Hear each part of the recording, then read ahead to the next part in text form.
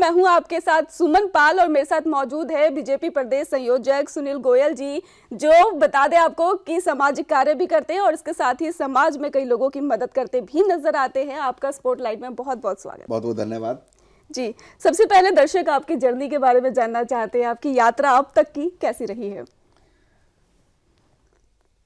मैं सुनील कुमार गोयल, मेरा जन्म स्थान त्रिनगर दिल्ली है, जो एक माना हुआ क्षेत्र है और उसे मिनी हरियाणा भी कहा जाता है। त्रिनगर की एक अपनी विशेषता है, कहते हैं कि दिल्ली का दिल बसता है वहाँ पर। अगर किसी को त्रिनगर समझना है, त्रिनगर देखना है, तो वहाँ पर वहाँ के बैठे हुए लोगों से मिलेंगे आप, जो लोग अपने जवान के बहुत पक्के होते हैं। अधिकतर अग्रवाल कम्युनिटीज़ है, ब्राह्मण कम्युनिटीज़ हैं, जो लोग अपने धर्म के प्रति और अपने व्यक्तित्व के प्रति बहुत ज़्यादा समर्पित रहते हैं। जहाँ पैसा सेकेंडरी है, जीने के लिए, परिवार चलाने के लिए धन की आवश्यकता होती है, इसमें कोई दो राय नहीं है।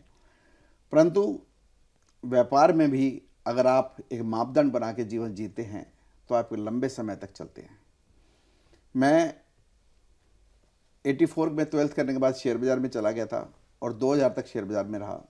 मैंने शेयर बाज़ार के अंदर वह सब कुछ देखा जो अनुभव किसी भी व्यक्ति को 60 और 70 80 साल की आयु पूरी करने के बाद होता है। मुझे वो शेयर बाज़ार की 15 साल की जर्नी ने सिखाया।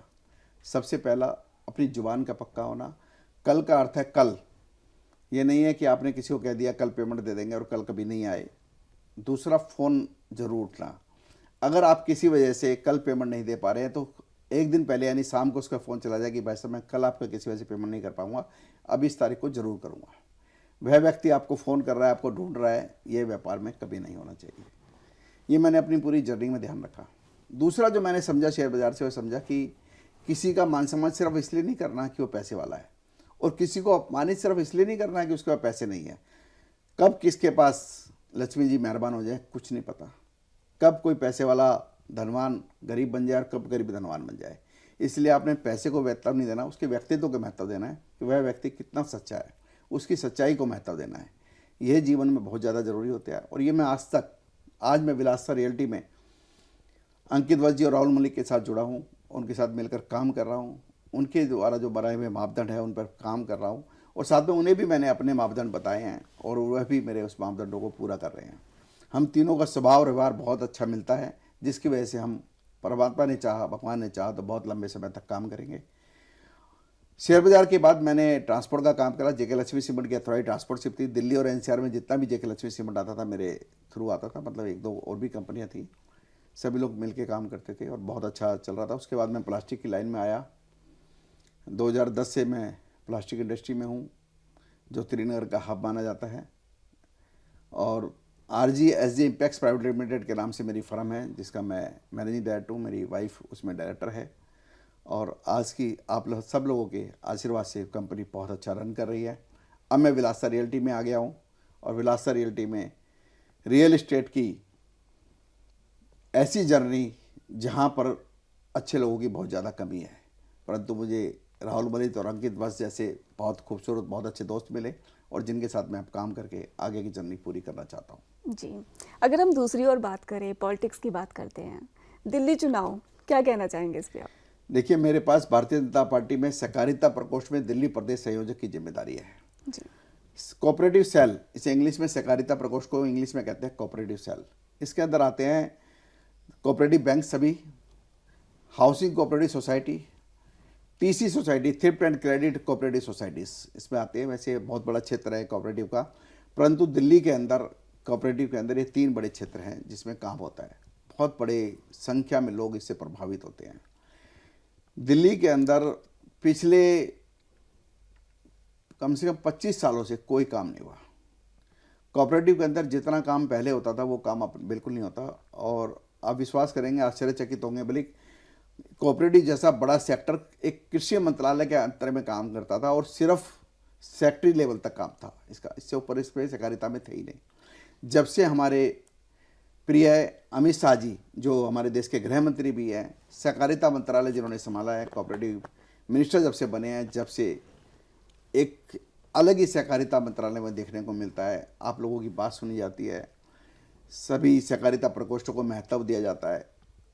अभी आप सोचें कि हमारा सहकारिता प्रकोष्ठ जब से नया गठित हुआ है उसके बाद 2 बार अमित शाह जी से मीटिंग हो चुकी है। उन्होंने सभी लोगों को बुला के पर्सनली सबसे बातचीत करी है और सहकारिता क्षेत्र में क्या क्या कार्य कर रहे हैं इसके बारे में हमारा मार्गदर्शन कर रहे हैं। जितना दिल्ली के अंदर इस वक्त काम हो रहा है, मैं पूरे विश्वास के साथ कह सकता हूं कि आने वाले 2025 में शुरुआत में आप भारतीय जनता पार्टी की दिल्ली में सरकार देखने जा रहे हैं। सरकार देखने की बात हो रही है यहाँ पर। अगर हम बात करें, अभी सीएम चेंज हुए थे, सीएम केजरीवाल जेल चले गए थे और उसके बाद दूसरे को सीएम बनाया गया, महिला सीएम बन गई, तो क्या कहना चाहेंगे इस पर आप? देखिए, दिल्ली में सीएम चेंज होना और महिला सीएम बनाना उनकी बहुत बड़ी मजबूरी थी। अच्छा होता, मैं उन्हें राजनीतिक राय नहीं देता, मेरे से बहुत सीनियर हैं वो, लेकिन फिर भी अगर मैं उनकी जगह होता तो जिस दिन आरोप लगे थे उस दिन ही रिजाइन दे देता। और जिस दिन मेरे को जमानत मिली, या ये कहना चाहिए कि कोर्ट ने एक तरह से कहा कि आप अपनी व्यक्तिगत लाइफ जिए, तो जब दोबारा से सीएम पद ले सकते थे वो, जैसा कि शिबू सोरेन जी ने झारखंड में उदाहरण पेश करा। परंतु इन्होंने जेल से सरकार चलाने के लिए कहा। और किस व्यक्ति ने? वह व्यक्ति जो पूरे जोश शोर से रामलीला ग्राउंड में अनशन करके आया था और ये कह के आया था किसी व्यक्ति पर अगर आरोप भी लग जाता है तो उसको अपनी सीट पे तत्काल छोड़ देना चाहिए और जब तक उसको ग्रहण नहीं करना चाहिए जब तक कि वह साबित नहीं हो जाता कि निर्दोष हो। परंतु इस व्यक्ति ने क्या करा? इनके सब बड़े बड़े मंत्री जेल चले गए। जितनी भी गवाही दी, जिस भी आदमी से मिला, जिसने भी पुलिस ने कार्रवाई करी, उन सब लोगों ने अरविंद केजरीवाल जी का नाम लिया, उनकी इन्वॉल्वमेंट को साबित करा। सभी कोर्टों ने भी ये कहा कि प्राथमिक दृष्टि से यह देखने से पता लगता है कि अरविंद केजरीवाल जी इसमें इन्वॉल्व थे। उसके बावजूद इन्होंने भारतीय जनता पार्टी पर अनगढ़ आरोप लगाए, इसको राजनीतिक से प्रेरित बताया और लोगों को गुमराह करने का काम करा और यहाँ तक कहा कि मैं जेल में बैठ के सरकार चलाऊंगा। ये बहुत ही निंदनीय बात थी। आज तक इतिहास में ऐसा कभी नहीं हुआ था। एक अलग तरह की राजनीति कर रहे हैं केजरीवाल जी। कर रहे हैं तो अलग तरह की राजनीति आए थे, पर लोगों को ये विश्वास दिलाया था मैं अलग तरह की राजनीति ईमानदारी में करूँगा। अपने आप को कट्टर ईमानदार कहते थे। आप सभी लोग जो भी हिंदी के ज्ञाता है उन्हें पता होगा, कट्टर कभी ईमानदार के साथ नहीं लगता, कट्टर बेईमान के साथ लगता है। ईमानदार तो अपने आप को ईमानदार कहना ही काफ़ी होता है। कट्टरता लगाने की जरूरत नहीं होती कि ईमानदार में 10% हूँ 20% हूँ, किसी को बताने की जरूरत नहीं पड़ता है। कट्टर बेईमान जरूर बताना पड़ता है कि मैं 10% बेईमान हूँ, 20% बेईमान हूँ या 100% ही बेईमान हूँ। तो इन्होंने ईमानदारी के साथ कट्टर शब्द लगाकर शुरुआत करी थी और आज आप देख रहे हैं वो किस जगह खड़े हुए हैं। लोग उनकी अपनी पार्टी के लोगों पर विश्वास नहीं कर रहे, बड़े बड़े मंत्री उनको छोड़ के जा रहे हैं और ये कह रहे हैं कि आपने अपने पद का दुरुपयोग किया था। आम आदमी पार्टी की बात करें तो ईडी का उनका लगातार आरोप रहता है कि बीजेपी जो है वो ईडी का छापा करवाती है। इसमें कितनी सच्चाई लगती है आपको?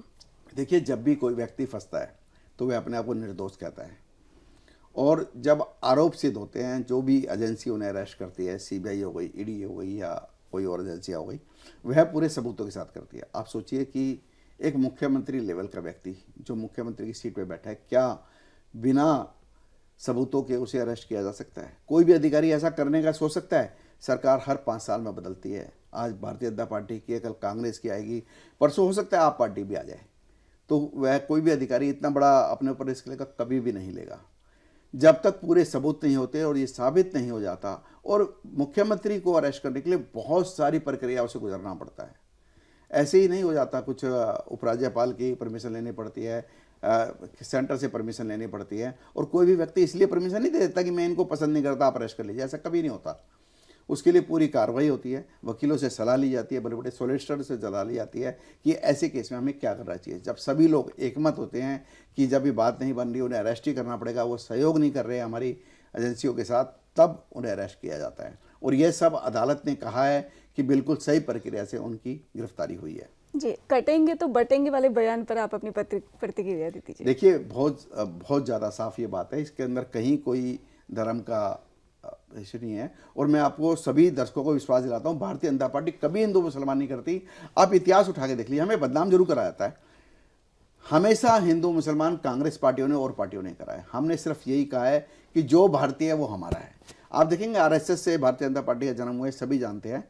आरएसएस का एक ही नारा रहा है कि जो भारतीय है, जो भारतीय संविधान में विश्वास रखता है वो हमारा भाई है। कोई जात पात नहीं, कोई धर्म नहीं, किसी भी बात में हम विश्वास नहीं करते। हम सिर्फ ये कहते हैं, अगर आप ये कहते हो कि मैं भारतीय हूँ, भारतीय संविधान में विश्वास रखता हूँ, तो मैं हम ये कहते हैं कि वो हमारा भाई है। अगर आप ये कहते हैं मेरे को भारत माता की जय बोलने में ऐतराज़ है, मुझे संविधान पर पूरा विश्वास नहीं है, मैं तो शरिया कानून चाहता, तो हमें ज़रूर नाराज़गी होती है। और हम ये बार बार कहते हैं कि आज तक पिछले 70 सालों में मुसलमानों के लिए सरकार ने कभी कुछ नहीं करा, सिर्फ आप लोगों को भ्रमित करा है। हमने सबका साथ सबका विकास पर चलाया और करके दिखाया। पिछले 10 सालों के अंदर आपने देखा कि मोदी सरकार ने बिना किसी भाव के समान अधिकारों में सबको दिए। पर बड़ा आश्चर्य है वह हमें देखकर कि बहुत सी मुस्लिम कम्युनिटी में एक घर के अंदर एक गांव में वोटिंग आ रहा था, मैं तो अखबारों में ही पढ़ा वो कि 854 वोट थे, उसमें 400 लोग लाभार्थी थे जिन्होंने भारतीय प्रधानमंत्री योजनाओं का लाभ लिया है, बड़ा बड़ा लाभ, घर बनाना, शौचालय बनाना और अन्य लाभ। और वोट वहाँ से सिर्फ 3 भारतीय जनता पार्टी को मिली। बड़ा दुखदायी होता है जब भी ऐसा होता है, किसी भी व्यक्ति के साथ होगा। जब आप किसी के लिए कुछ करते हैं और पलट के नहीं मिलता तो कहीं ना कहीं निराशा होती है। उस निराशा जन्म ना ले, इसलिए भारतीय जनता पार्टी बार बार कहती है कि हम आपके साथ हैं, परंतु आपको भी हमारे साथ खड़ा होना होगा, हम पे विश्वास करना होगा। अगर आप भारतीय जनता पार्टी पर विश्वास करेंगे तो भारतीय जनता पार्टी कभी इस तरह की बातें नहीं करती। कटेंगे और बटेंगे नारे की जो बात है वो सिर्फ और सिर्फ इसलिए है कि हम सब साथ होंगे। अगर हम सब साथ होंगे तो ऐसी पार्टियां जो आपको हिंदू मुसलमान में बांटना चाहती हैं वो हमारे धर्मों को निशाना बनाकर इसका फायदा नहीं उठा पाएंगी, इसलिए शब्द का इस्तेमाल किया गया है। जी सुनील गोयल जी, आपका बहुत बहुत धन्यवाद हमारे साथ जुड़ने के लिए और हमारे दर्शकों को अपने विचार साझा करने के लिए। और तो ये थे हमारे साथ सुनील गोलियार, जो बता रहे थे कि किस तरीके से उन्होंने अपनी जर्नी स्टार्ट करी थी और अभी तक की यात्रा की थी, और इसके साथ ही उन्होंने बीजेपी पार्टी को लेकर भी अपनी प्रतिक्रिया दी है। आपका क्या कुछ कहना है, बताइएगा जरूर। धन्यवाद। धन्यवाद जी।